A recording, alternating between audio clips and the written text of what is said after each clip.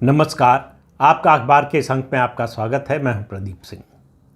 देश के 3 वर्तमान मुख्यमंत्री और एक पूर्व मुख्यमंत्री, इन पर गहरे संकट के बादल मंडरा रहे हैं और ये बादल बरसे बिना नहीं जाएंगे, ऐसा दिखाई दे रहा है। तो एक एक करके सबकी बात करता हूं। शुरुआत करता हूं कर्नाटक के मुख्यमंत्री सिद्धरमैया से। सिद्धरमैया के खिलाफ कर्नाटक के गवर्नर ने मुदा यानी Mysuru urban development authority scam, उसमें प्रोसिक्यूशन की यानी उन पर मुकदमा चलाने की परमिशन दे दी, एक याचिका की मांग पर। सिद्धरमैया की सरकार जो है वो हाई कोर्ट गई। ये परमिशन जो है इलीगल है, अनकॉन्स्टिट्यूशनल है। उनका तर्क ये था, उनकी ओर से अभिषेक मनु सिंघवी जो वरिष्ठ वकील है सुप्रीम कोर्ट के, वो अपीयर हुए थे। तर्क ये था कि गवर्नर जो है वो मंत्रिमंडल की सिफारिश के बिना, मंत्रिमंडल की सलाह के बिना कोई एक्शन नहीं ले सकते। तो इसमें संविधान का पालन नहीं किया गया है और एप्लीकेशन ऑफ माइंड नहीं है, तो इसलिए इसको डिसमिस कर दिया जाए। तो हाई कोर्ट का आदेश आया है। हाई कोर्ट ने सिद्धरमैया की इस याचिका को डिसमिस कर दिया है। कहा है कि गवर्नर ने अपने स्वतंत्र विवेक से फैसला लिया है, जो कि तथ्यों के आधार पर सही फैसला है, कानूनी आधार पर सही फैसला है, और गवर्नर इस बात के लिए बाध्य नहीं है कि वो केवल मंत्रिमंडल की सिफारिश पर ही फैसला ले सकते हैं। वो तथ्यों के आधार पर अपने विवेक से, स्वविवेक से इंडिपेंडेंट जो है डिसीजन लेने की क्षमता रखते हैं, ले सकते हैं, ऐसा उनको अधिकार है। तो उनके वकील अभिषेक मनु सिंघवी ने कहा कि इसकी जो है न्यायिक समीक्षा हो सकती है। हाई कोर्ट ने कहा हाँ बिल्कुल हो सकती है, लेकिन उसके बाद जो अभिषेक मनु सिंघवी ने कहा कि 12 दिन का हाई कोर्ट अपने आदेश पर स्टे लगा दे, स्थगन आदेश दे दे। हाई कोर्ट ने कहा हम अपने ही आदेश पर स्थगन आदेश कैसे दे सकते हैं, मना कर दिया। तो पिटीशन डिसमिस हो गई। ये मामला क्या है, थोड़ा सा बहुत संक्षेप में जान लीजिए कि मैसूर में मुख्यमंत्री सिद्धरमैया की, ये पुरानी बात है, नई बात नहीं है, उनकी पत्नी के नाम से ज़मीन थी, सरकार ने एक्वायर किया। उसके बदले में जो कानूनी तौर पर नियम है कि जिसकी ज़मीन एक्वायर होती है उसको बदले में ज़मीन दी जाती है, या प्लॉट, या कई जगह मकान भी दिए जाते हैं, तो उनको प्लॉट दिए गए। अब आरोप यह है कि उनकी जो ज़मीन एक्वायर हुई उसकी जितनी वैल्यू थी उससे कई गुना ज़्यादा वैल्यू की उनको प्लॉट दे दिए गए। एक आरोप यह है। दूसरा, हाई कोर्ट की सुनवाई के दौरान आजकल लाइव स्ट्रीमिंग होती है तो बहुत कुछ देखने को मिल जाता है।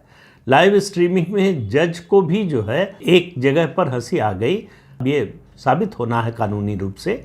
आरोप ये लगाया गया कि जिस ज़मीन का मुआवजा दिया गया है वो ज़मीन दरअसल उनकी पत्नी की है ही नहीं। अब ये है कि नहीं, ये तो अथॉरिटी के पास, मैसूरू डेवलपमेंट अथॉरिटी के पास जो कागजात हैं और सिद्धरमैया की पत्नी ने जो डॉक्यूमेंट्स दिए होंगे उनके आधार पर जांच होगी, उसका फैसला होगा। लेकिन मामला अभी उसका नहीं था। उनको जो कंपनसेशन में प्लॉट दिए गए वो उनकी जो ज़मीन ली गई उससे ज़्यादा थे या नहीं, उनकी ज़मीन थी या नहीं, ये मामला अलग चल रहा है। इस पर कोई फैसला नहीं आया। फैसला इस पर आया है कि सिद्धरमैया ने गवर्नर के आदेश को कि उन पर मुकदमा चलाया जा सकता है, इसको चुनौती दी थी हाई कोर्ट में। हाई कोर्ट ने उसको रिजेक्ट कर दिया है। अब आप देखिए, 2 राजनीतिक किरदार भी इसमें बाउंड्री लाइन से बाहर बैठे हुए हैं।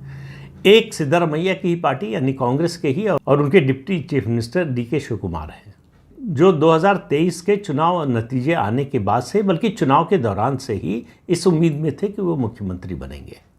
उनके समाज के लोगों को खुलकर उनका साथ दिया। एचडी देवगौड़ा के परिवार को छोड़ दिया वोकालिगा समाज ने कि डीके शिव कुमार मुख्यमंत्री बनने जा रहे हैं। मुख्यमंत्री नहीं बने। कांग्रेस हाईकमान ने समझाया कि जो है वो डिप्टी सीएम बन जाएं। अब अंदर की बात किसी को मालूम नहीं है कि 2.5 साल के लिए कहा कि 2 साल के लिए कहा, कब कहा। डीके शिव कुमार के नज़दीकी लोगों का ये दावा है कि उनको इसी विधानसभा के कार्यकाल में मुख्यमंत्री बनाने का आश्वासन दिया गया था। अब अभी तक तो ऐसा कुछ दिखाई दे नहीं रहा है। इसके कोई संकेत भी दिखाई नहीं दे रहे हैं कि डीके शिव कुमार बनेंगे। अब डीके शिव कुमार के बनने की एक ही सूरत है कि सिद्धरमैया किसी आरोप में या किसी वजह से हटे पद से, तभी डीके शिव कुमार का रास्ता खुलेगा। तो डीके शिव कुमार चुपचाप बाहर बैठे हुए पूरा तमाशा देख रहे हैं। वो इस मामले में कोई सार्वजनिक बयान नहीं दे रहे हैं। दूसरा किरदार जो है इस मामले में, राजनीतिक किरदार, वो भारतीय जनता पार्टी है। भारतीय जनता पार्टी इंतज़ार में है उस बिल्ली की तरह जो छींका टूटने का इंतज़ार करती है। उसको लग रहा है कि अगर सिद्धारमैया के खिलाफ प्रोसिक्यूशन होता है, मुकदमा चलता है, उनके इस्तीफ़ा देने की नौबत आती है, तो कांग्रेस पार्टी के अंदर कलह तेज होगी। तो कांग्रेस पार्टी में, यानी पार्टी से मेरा मतलब यहाँ विधायक दल से है, कर्नाटक का जो विधायक दल है कांग्रेस पार्टी का, उसमें टूट की भी नौबत आ सकती है। उसमें डीके शिव कुमार के अलावा और भी जो है दावेदार हैं मुख्यमंत्री पद के। लेकिन ये सब बातें तब आएंगी जब सिद्धारमैया का इस्तीफ़ा होगा। अभी आप मानकर चलिए कि ये मामला हाई कोर्ट से ये फैसला आया है, ये मामला जाएगा सुप्रीम कोर्ट में। सुप्रीम कोर्ट के फैसले के बाद ही राजनीतिक प्रक्रिया क्या होगी, इसकी शुरुआत होगी, इसके बारे में कोई तस्वीर उभर कर आएगी। लेकिन इतना हो गया है कि गवर्नर ने जो फैसला किया उसको जो सिद्धारमैया की सरकार और उनके वकील बताने की कोशिश कर रहे थे कि ये अनकॉन्स्टिट्यूशनल है, हाई कोर्ट ने, कर्नाटक हाई कोर्ट ने कहा ये पूरी तरह से कॉन्स्टिट्यूशनल फैसला है, इसमें कोई गलती नहीं है, इसमें कहीं भी नॉन एप्लीकेशन ऑफ माइंड जो है दिखाई नहीं देता। उनके सामने जो तथ्य थे, जो प्रमाण थे, उसके आधार पर उन्होंने सही फैसला लिया है। यानी इसका मतलब ये हुआ कि अगर सुप्रीम कोर्ट इस फैसले को पलटता नहीं है तो मुख्यमंत्री पर मुकदमा चलेगा, भ्रष्टाचार का मुकदमा चलेगा, और ये सामान्य बात नहीं होगी। याद रखिए, ये सरकार यानी सिद्धारमैया की सरकार 40% सरकारा के नारे पर चुनकर आई थी। बसवराज बोम्मई जो उस समय मुख्यमंत्री थे भारतीय जनता पार्टी के, उनके खिलाफ नारा लगा था कि ये सरकार 40% कमीशन लेती है, और उसका आधार था एक ठेकेदार का बयान, जो चिट्ठी लिखी थी उसने, और उसके बाद उसने सुसाइड कर लिया था। तो मान लिया गया कि वो सही है। अब वो सही है कि गलत है, मैं उस विवाद में नहीं जाना चाहता। उस बात को मुद्दा बनाया कांग्रेस पार्टी ने, और वो बात नीचे तक गई, उसका नुकसान हुआ भारतीय जनता पार्टी को। तो करप्शन के खिलाफ मैंडेट लेकर जो सरकार आई, उसका मुखिया करप्शन के मामले में घिर जाए, ये पार्टी के लिए बड़ी चिंता की बात है। अब इसका तुरंत कोई पॉलिटिकल इम्पैक्ट पड़ने जा रहा है, मतलब चुनाव नहीं है तो इम्पैक्ट तो जो पार्टी के अंदर जो कुछ होगा वही होगा। लोगों पर क्या इसका असर पड़ा है, लोग इसको किस रूप में देख रहे हैं, इसका फैसला तो जब विधानसभा चुनाव होगा, और विधानसभा चुनाव में समय है 2028 में होना है, तो इसलिए अभी उस बारे में कोई फैसला होना नहीं। लेकिन कांग्रेस के अंदर की राजनीति क्या बदलेगी इसके बाद, अगर मुकदमा शुरू हो जाता है सिद्धारमैया पर, क्या कांग्रेस के अंदर से ही उन पर दबाव पड़ेगा इस्तीफा देने का? भारतीय जनता पार्टी और जेडीएस विपक्ष में वो तो दबाव डालेंगे ही, वो सड़क पर उतरेंगे ही, तो उनकी बात अलग है, उनका एक पॉलिटिकल एम है, पॉलिटिकल गेम भी कह लीजिए। लेकिन पार्टी के अंदर क्या होगा, इस पर निर्भर करेगा कि सिद्धारमैया का मुख्यमंत्री के रूप में भविष्य क्या होगा। तो एक तो ये है। दूसरे मुख्यमंत्री हैं एम.के. स्टालिन। इनके बारे में मैं बात कर चुका हूँ। अगले दो मुख्यमंत्रियों की जिनकी बात करूँगा उनके बारे में कुछ बातें पहले भी कर चुका हूँ। एम.के. स्टालिन के लिए समस्या ये हो रही कि उन विधानसभा चुनाव में अब ज़्यादा समय नहीं बचा है। 2026 अप्रैल मई में चुनाव होने हैं तमिलनाडु विधानसभा के। उनकी कोशिश है कि उससे पहले अपने बेटे को अपनी विरासत सौंप दें। लेकिन समस्या पार्टी के अंदर से भी है और गठबंधन के अंदर से भी है। पार्टी के अंदर मैंने पिछली बार बताया था, दो वरिष्ठ नेता हैं, एन.के. नेहरू और मुरुगन। ये दो लोग हैं जो बड़े प्रभावशाली नेता हैं। मुरुगन के बारे में तो कहा जाता है कि करुणानिधि के लिए भी उनको कंट्रोल करना मुश्किल होता था। तो एम.के. स्टालिन को तो उन्होंने अपने जूनियर के रूप में देखा होगा। तो एम.के. स्टालिन को वो करुणानिधि का स्वाभाविक वारिस मानते हैं। लंबे समय तक एम.के. स्टालिन ने संगठन का काम किया। करुणानिधि के मातहत रहकर उन्होंने राजनीति सीखी, संगठन का काम सीखा, काम किया और लंबे समय तक धैर्यपूर्वक इंतज़ार किया। लेकिन उदयनिधि स्टालिन के बारे में वही राय इन लोगों की नहीं है। ये तो एक पक्ष है जो द्रमुड़ मुनेत्र कड़गम यानी डीएमके की पार्टी के अंदर का मामला है। दूसरा गठबंधन का। गठबंधन की प्रमुख सहयोगी है कांग्रेस के अलावा वीसी के। वो इस बात से नाराज़ है कि चुनाव से पहले स्टालिन ने वादा किया था कि सत्ता में आने पर हम सबसे पहले प्रदेश में नशाबंदी लागू करेंगे, यानी शराब पर रोक लगाएंगे। और उसकी बजाय शराब का चलन बढ़ गया है। जो सबसे ज़्यादा रेवेन्यू आता है उनमें से एक सोर्स जो है वो ये एक्साइज का है। तो इसलिए सरकार जो है इतने बड़े रेवेन्यू के सोर्स को बंद नहीं करना चाहती। लेकिन राजनीतिक समस्या इसलिए भी आ रही है कि एक तो इसके विरोध में आंदोलन हो रहा है, दूसरा पिछले कुछ समय में जो भी नकली या जहरीली शराब कह लें उससे मौतें हुई हैं, उनमें ज़्यादातर दलित लोगों की मौत हुई है। तो दलितों में इसको लेकर नाराज़गी है। इसी को लेकर वीसीके जो है मुद्दा बनाना चाहती है और इस बात के पर्याप्त संकेत दे रही है कि वो 2026 के विधानसभा चुनाव में डीएमके का साथ छोड़ सकती है और एआईएडीएमके के साथ जा सकती है। हालांकि दोनों में अभी कोई औपचारिक बातचीत जो है वो सार्वजनिक रूप से नहीं हुई है। अंदर जो भी बैकडोर जो भी चल रहा हो उसके बारे में कोई जानकारी नहीं है। लेकिन वीसीके पर्याप्त संकेत दे रही है कि अब वो डीएमके के साथ नहीं रहना चाहती, कम से कम अगले चुनाव में।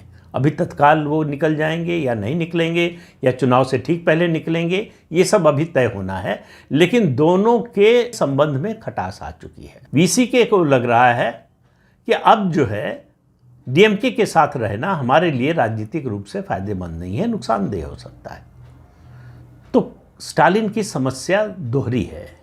एक गठबंधन के टूटने का खतरा है या कमज़ोर होने का खतरा है, और दूसरा खतरा पार्टी के अंदर से है, और तीसरी उनकी समस्या चुनौती है कि कैसे बेटे को सत्ता सौंपें। इन तीनों का हल उनको 2026 के विधानसभा चुनाव से पहले इसका समाधान खोजना है। तो इसलिए उनके पास समय बहुत तेजी से खत्म हो रहा है। इस संकट का समाधान उनको जल्दी खोजना पड़ेगा, वरना संकट बड़े रूप में सामने आएगा। और सामने आएगा ऐसा दिखाई दे रहा है। उसका स्वरूप कितना बड़ा होगा, छोटा होगा, उसका इम्पैक्ट कितना ज़्यादा होगा, कम होगा, ये तो चुनाव में ही पता चलेगा। लेकिन इम्पैक्ट होगा। 2021 में जो स्थिति थी डीएमके की विधानसभा चुनाव में, वैसी 2026 में नहीं रहने वाली है। लेकिन इसको ये मत मानिए कि डीएमके सत्ता से बाहर होने जा रही है। लेकिन 2026 के चुनाव में कमज़ोर डीएमके या डीएमके का गठबंधन चुनाव में उतरेगा। अगर इसी रूप में बना रहा तो ये मानकर आप चल सकते हैं। तीसरे मुख्यमंत्री की बात करें, उनकी भी बात कर चुका हूँ थोड़े दिन पहले, और वो है पश्चिम बंगाल की मुख्यमंत्री ममता बनर्जी। मेरा मानना है कि ममता बनर्जी जब से उनका राजनीतिक सफ़र शुरू हुआ है, कांग्रेस से लेकर अपनी पार्टी जब उन्होंने 1998 में तृणमूल कांग्रेस बनाई, तब से अब तक, जब सीपीएम ने उन पर हमला कराया था, जानलेवा हमला कराया था, तब से अब तक सबसे मुश्किल दौर से गुजर रही है। पार्टी के अंदर सीनियर लीडर्स और नए लीडर्स का संघर्ष चल रहा है अंदर ही अंदर। अभिषेक बनर्जी जो उनके भतीजे हैं, एक तरह से उन्होंने अभिषेक बनर्जी को अपना उत्तराधिकारी घोषित कर दिया है औपचारिक रूप से, भले ही इसका ऐलान न किया हो, लेकिन पार्टी में सबको मालूम है और अभिषेक बनर्जी उसी तरह से काम कर रहे हैं। अब ममता बनर्जी के बाद फैसले वही लेते, उनके लिए फैसले को बदलने का अधिकार केवल ममता बनर्जी के पास। इस बात से पार्टी के जो वरिष्ठ नेता हैं, जो 98 से जब पार्टी बनी, पार्टी की स्थापना के समय से जो ममता बनर्जी के साथ हैं और हर दुख सुख में, अच्छे बुरे में साथ रहे हैं, साथ नहीं छोड़ा कभी, उनमें नाराज़गी है। वो ममता बनर्जी की लीडरशिप स्वीकार करने के लिए सहर्ष तैयार हैं। अभिषेक बनर्जी की लीडरशिप उसी रूप में स्वीकार करने को तैयार नहीं है। वो ममता बनर्जी को बॉस मानने से इनकार कभी नहीं करेंगे, लेकिन अभिषेक बनर्जी को उसी तरह से बॉस मान लेंगे, इसमें शंका है। दूसरा, जो राजनीतिक परिस्थितियां पूरे प्रदेश में हैं, खासतौर से जूनियर डॉक्टर्स की हड़ताल के बाद, उसके बाद से ममता बनर्जी का जो इकबाल है वो गिर गया है। अब उनका उस तरह का प्रभाव नहीं रहा, उनका आभा मंडल टूट गया है। ममता बनर्जी इस तरह से कमज़ोर कभी नहीं दिखाई दी। अपने पूरे राजनीतिक जीवन में इस तरह से उन्होंने बेचारगी और लाचारी नहीं दिखाई जो इस समय दिखाई दे रही है। और कांग्रेस को लग रहा है कि यही समय है ममता बनर्जी से दोस्ती कर लेने का, कि ममता बनर्जी जितना कमज़ोर होंगी उतना कांग्रेस को स्पेस देने को तैयार होंगी। तो कांग्रेस पार्टी ने अपना प्रदेश अध्यक्ष बदल दिया है ममता बनर्जी के दबाव में। अधीर रंजन चौधरी को प्रदेश अध्यक्ष पद से हटा दिया गया है, नया अध्यक्ष बना दिया गया है। नए अध्यक्ष की नियुक्ति में यह ध्यान रखा गया वो ममता बनर्जी के विरोध में ना हो या ममता विरोधी ना हो, और हो सकता है उसको निर्देश भी होगा कि ममता के विरोध में नहीं बोलना है। तो कांग्रेस ममता बनर्जी की कमजोरी का लाभ उठाकर अपना जनाधार या अपनी जो जगह है पश्चिम बंगाल की राजनीति में उसको बढ़ाना चाहती है। कांग्रेस पार्टी और सीपीएम के अलायंस का क्या होगा इसके बारे में कुछ पता नहीं। अलायंस सीपीएम इस मामले में चुप है। सीपीएम जो है इस आंदोलन को लेकर भी चुप है। उसको लग रहा है कि इस आंदोलन को अगर तेज करने में उसने मदद की, इस आंदोलन को बढ़ाने में मदद की, तो इसका राजनीतिक लाभ उसे नहीं बीजेपी को मिल जाएगा। तो इस डर से सीपीएम जो है, या इस आशंका से कहें सीपीएम, इस पूरे मुद्दे पर ममता बनर्जी के साथ तो नहीं है लेकिन खुलकर ममता बनर्जी के खिलाफ भी नहीं है। तो ये जो परिस्थिति बनी है, राजनीतिक परिस्थिति बन रही है, और आने वाले दिनों में 2026 में विधानसभा चुनाव जब होने वाले हैं उससे पहले झारखंड का चुनाव हो चुका होगा और बिहार का भी विधानसभा चुनाव हो चुका होगा। तो झारखंड और बिहार से लगती जो पश्चिम बंगाल की सीमा है, अब इन दो राज्यों में भारतीय जनता पार्टी कैसा करती है, उसकी परफॉर्मेंस कैसी रहती है, इसका असर आपको पश्चिम बंगाल के विधानसभा चुनाव में देखने को मिलेगा। और इस बीच में भारतीय जनता पार्टी अपने को कितना मजबूत कर पाती है इसका भी पता चलेगा जब 2026 का विधानसभा चुनाव होगा। लेकिन ममता बनर्जी को अपनी 3 बार की एंटी इनकम्बेंसी से, यानी 15 साल की एंटी इनकम्बेंसी से 2026 में लड़ना पड़ेगा। और 15 साल की एंटी इनकम्बेंसी बड़ी भारी पड़ती है, चाहे जितना लोकप्रिय नेता हो, सब पर भारी पड़ती है। तो ममता बनर्जी पर नहीं पड़ेगी, और ख़ासतौर से जो माहौल बन गया है पश्चिम बंगाल में, और जिस तरह से ममता बनर्जी को झुकना पड़ा है, उन्होंने झुकने वाली राजनीति कभी की नहीं। उनका हमेशा जो है तेवर ये रहा है कि टूट जाएंगे, झुकेंगे नहीं। पहली बार उनको झुकना पड़ा है, तो उनके लिए संकट ये आने वाला है। ये तो बात हुई 3 मुख्यमंत्रियों की। मैंने कहा एक पूर्व मुख्यमंत्री, और उनका नाम है लालू प्रसाद यादव। और एक पूर्व के साथ ही एक पूर्व उप मुख्यमंत्री का भी नाम जोड़ लेना चाहिए, वो है तेजस्वी यादव, जो इस समय राष्ट्रीय जनता दल के सर्वेसर्वा हैं। लालू प्रसाद यादव के बाद लालू प्रसाद यादव ने अपनी राजनीतिक विरासत उनको सौंप दी है। एक समय, और समय क्या मतलब 2020 का जो विधानसभा चुनाव था, उस समय लग रहा था कि तेजस्वी यादव का ग्राफ बहुत तेज़ी से बढ़ रहा है। सिंगल लार्जेस्ट पार्टी बना दिया आरजेडी को। उसके बाद लग रहा था कि अगला चुनाव आएगा और तेजस्वी यादव पूर्ण बहुमत लेकर आएंगे। इसलिए लोकसभा चुनाव में उनसे बड़ी उम्मीदें थीं कि लोकसभा चुनाव में वो बीजेपी और जनता दल यूनाइटेड का जो गठबंधन है उसको मात दे देंगे। ऐसा वो कर नहीं पाए, और उनकी राजनीति लगातार गिरावट की ओर बढ़ रही है। लेकिन मैं उनकी राजनीति की बात नहीं कर रहा हूँ आज। लालू प्रसाद यादव, तेजस्वी यादव, राबड़ी देवी और उनकी बेटी मीसा यादव, और कई अधिकारी हैं रेलवे के, जो कांड आपने सुना होगा, घोटाला सुना होगा, ज़मीन के बदले नौकरी का जो घोटाला हुआ था, उसकी जांच चल रही है, सीबीआई कर रही है। इन लोगों के खिलाफ प्रोसिक्यूशन की परमिशन सरकार से मिल गई है सीबीआई को, और ये प्रोसिक्यूशन की परमिशन की चिट्ठी अदालत में पेश कर दी है सीबीआई ने। अक्टूबर में इस मामले की सुनवाई है, अदालत को इसका कॉग्निजेंस लेना है। इसके बाद इस परिवार के लिए, ये जो लोग इस जांच में जुड़े हैं, जो इस पूरे मुद्दे को जानते हैं, उनका कहना है कि एक तरह से ओपन एंड शट केस है। क्यों ओपन एंड शट केस है? क्योंकि जिनको नौकरी दी गई वो मौजूद हैं, रेलवे में हैं आज भी, और वो बोलने को तैयार है। नौकरी के बदले ज़मीन दी जिन्होंने, उनकी ज़मीन के कागजात हैं, किसके नाम गई ये भी है। तो डॉक्यूमेंट्री एविडेंस सब मौजूद हैं। ऐसे में परिवार के लिए इस मामले से बचना, अदालत में हमारे यहाँ प्रक्रिया बड़ी लंबी चलती है, तो वो लंबी प्रक्रिया काफ़ी समय से चल रही है। इसी मुद्दे पर एक बार नाराज़ होकर जो है वो नीतीश यादव बीजेपी का साथ छोड़कर जा भी चुके हैं कि जल्दी क्यों नहीं हो रहा, मुकदमा तेज़ी से क्यों नहीं चल रहा है। तो अब नीतीश कुमार और बीजेपी साथ हैं, तो नीतीश कुमार का भी इसमें इंटरेस्ट है कि जल्दी से जल्दी ये मुकदमा अपने अंतिम परिणति तक पहुंचे और ये पूरा परिवार इस मुद्दे पर अगर अदालत तय करती है तो जेल जाए। तो संकट जो है आरजेडी पर अगर आएगा इस तरह का, तो आरजेडी की कोई सेकेंड लाइन ऑफ कमांड नहीं है कि अगर लालू प्रसाद यादव, राबड़ी देवी, मीसा भारती और तेजस्वी यादव जेल चले जाते हैं तो पार्टी का नेता कौन होगा, नेतृत्व कौन करेगा, पार्टी को आगे कौन ले जाएगा, कौन जनाधार वाला नेता है, ऐसा कुछ कोई कहीं दिखाई नहीं देता।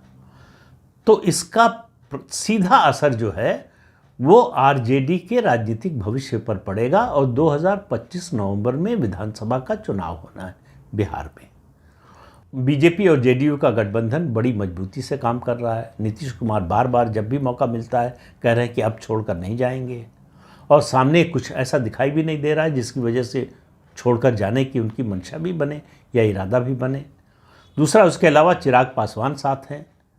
चिराग पासवान और नीतीश कुमार की जो है रंजिश ख़त्म हुई है कि नहीं पता नहीं, लेकिन सार्वजनिक रूप से दोनों की ओर से कोई ऐसा बयान नहीं आया है जिससे ऐसा लगे कि कड़वाहट बनी हुई है। और उसके अलावा जीतन राम मांझी भी साथ में हैं। तो कुल मिलाकर एनडीए बिहार में मजबूत दिखाई दे रहा है और आरजेडी का जो गठबंधन है, कांग्रेस, आरजेडी और लेफ्ट पार्टीज़ का, वो कमज़ोर होता हुआ दिखाई दे रहा है। इसका कितना असर होगा ये निर्भर करेगा कि पूरा परिवार जेल जाता है चुनाव के समय या जेल के बाहर रहता है। तो इन सब बातों पर, ये जितनी बातें मैंने की, वर्तमान मुख्यमंत्रियों की, पूर्व मुख्यमंत्री की, पूर्व उप मुख्यमंत्री की, इन सब के बारे में अगले कुछ महीने में स्थिति बहुत साफ होने वाली है। और वो स्थिति जब साफ होगी तो वो राजनीति की, केवल उस प्रदेश की राजनीति तक सीमित नहीं रहेगी, उसका असर राष्ट्रीय राजनीति पर भी पड़ेगा। किस तरह का पड़ेगा निर्भर करता है किस तरह का परिणाम आता है विधानसभा चुनाव में और अदालत के मुकदमे का। इन दोनों से तय होगा कि किस तरह का इम्पैक्ट होगा नेशनल पॉलिटिक्स पर और नेशनल पॉलिटिक्स किस दिशा में जाएगी। तो इस अंक में इतना ही। अगले अंक में फिर मिलेंगे किसी नए मुद्दे के साथ। तब तक के लिए अनुमति दीजिए। आपसे अनुरोध है कि चैनल देखिए, शेयर कीजिए, लाइक कीजिए और सब्सक्राइब जरूर कीजिए। नमस्कार।